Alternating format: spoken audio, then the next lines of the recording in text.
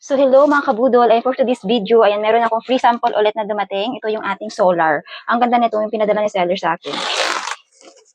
30 watts to yung pinadala niya sa akin na solar. Ayan, i-unbox ko. Maganda to kasi nga, mas makakatipid kayo sa kuryente talaga. Dito sa bahay, puro solar na yung ginagamit namin. Kapag mag-burn out, ayan, ang liwanag pa rin. Tsaka, pang emergency talaga siya. Sobrang tipid din talaga sa kuryente.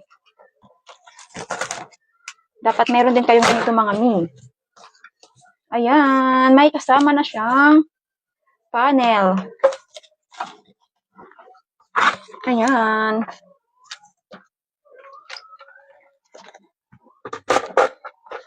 Tapos, ayan yung ating solar. Ang laki na ito pala, oh. Ayan, guys. Assemble lang natin yan. Ikabit natin sa ating bubong or saan natin pwedeng ikabit.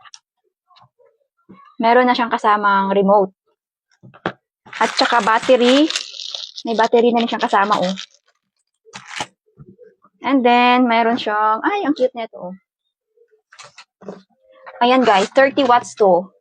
Ay, ang laki. Ayan, mayroon na naman akong ilalagay sa aming bahay. Ayan. Ayan, guys. Ang ganda ng pinadala ng seller. So, ayan, kapag gusto nyo makatipid ng kuryente at saka pang emergency, naku, i-check out nyo na itong solar natin. Kasi, afford na afford nyo yan. Kasi meron silang naka-buy one, take one pa dyan sa ating orange basket.